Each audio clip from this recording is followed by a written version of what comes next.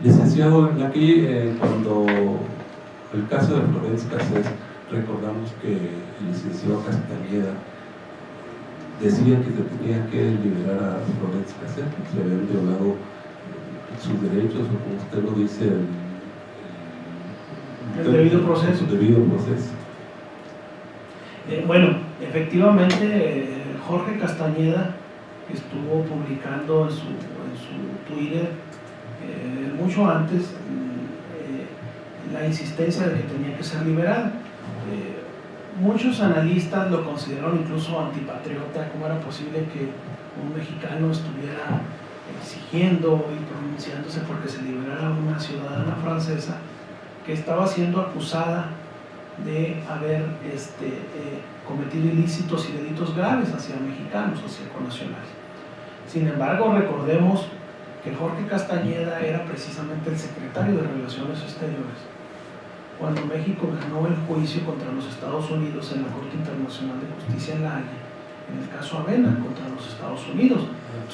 Lo único que hizo Jorge en este caso fue un acto de congruencia, es decir, los mismos argumentos que él manejó para defender a los mexicanos, pues ahora resulta que estaban a contra de esos argumentos, ¿no? Pero era un acto de congruencia.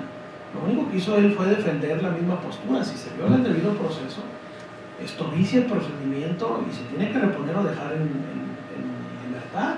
Ahora, tampoco podemos decir que la Corte haya sido incongruente, porque adicionalmente en la propia Constitución mexicana hay dos rengloncitos que dicen que las pruebas que se recaben con violaciones graves al debido proceso son nulas, no pueden tomarse en cuenta.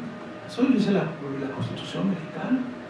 Entonces, no es más que un acto de congruencia jurídica y constitucional lo que la Corte resolvió. Así es.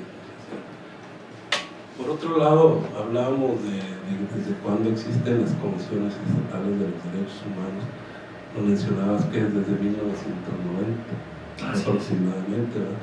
Cuando hubo muchas quejas por torturas y porque se quejaban que los habían amenazado, torturado.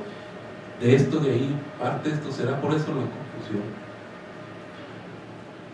En 1990, cuando nacen la mayoría de los organismos, bueno, para 1988 nace la Procuraduría de Defensa de los Derechos Humanos de Aguascalientes.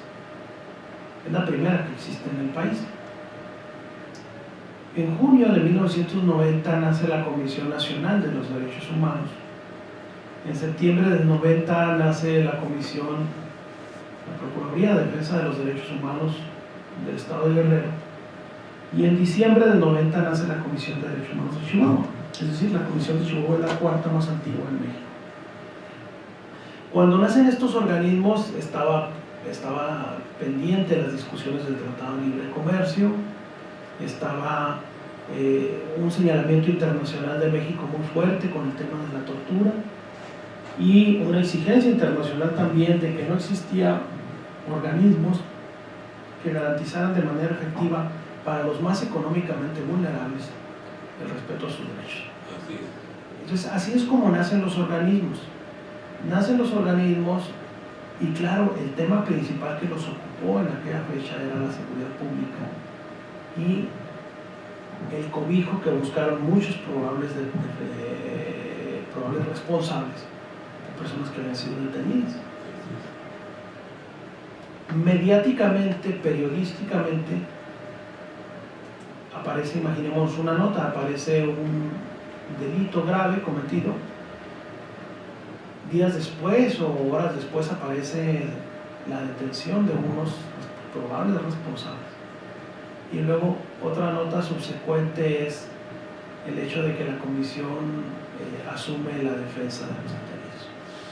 Así es como se empieza a generar ese estigma de que el organismo defiende delincuentes. Así es como nace, ¿no? Entonces, efectivamente, en sus orígenes, la mayor actividad que ocupaba la comisión era la solicitud que hacían personas que estaban siendo señaladas por la ley o que estaban siendo acusadas de haber cometido un ilícito.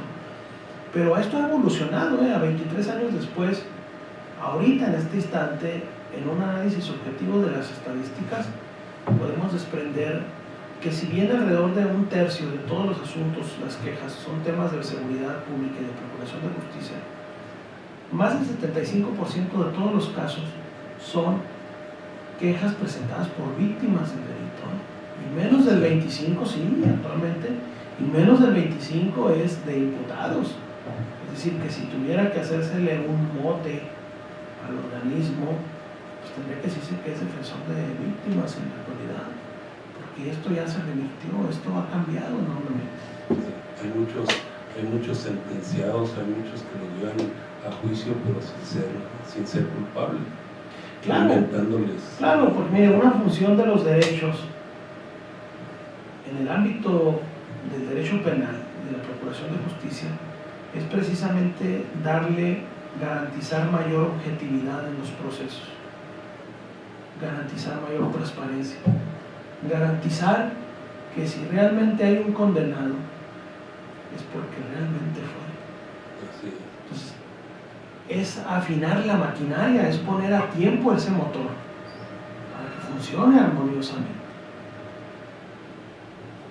Los derechos generan un equilibrio entre la acción acusatoria y los derechos que tiene el que es acusado para generar ese equilibrio en el proceso y garantizar lo que decíamos ahorita, que la verdad legal que se obtenga empate perfectamente con la verdad histórica.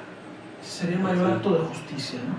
Pero cuando en búsqueda de la obtención de esa verdad procesal contamino, torturo, incomunico, falsifico pruebas, evidencias, entonces, ¿qué pasa? Hay un desfase entre la verdad histórica y la verdad procesal y corro el riesgo de que realmente, aunque estoy condenando a alguien, no estoy haciendo justicia, estoy condenando a alguien que no fue. Y lo más grave es que sí fue, queda intocado y anda libre. Así es. Y hay otras quejas de algunos que están adentro que aunque se haya demostrado que son culpables, se violan sus derechos humanos y de cualquier manera se tiene que proteger.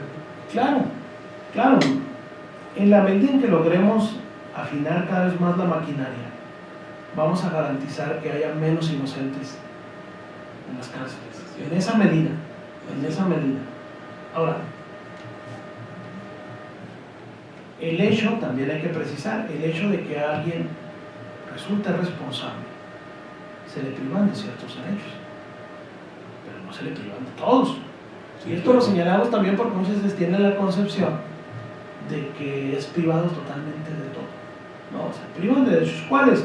Pues por excelencia el de libertad se restringe o se suprime por cierto lapso de tiempo, ¿no? Así es. Se suprimen derechos políticos, se suprimen derechos civiles, temporalmente, pero se siguen conservando muchos otros.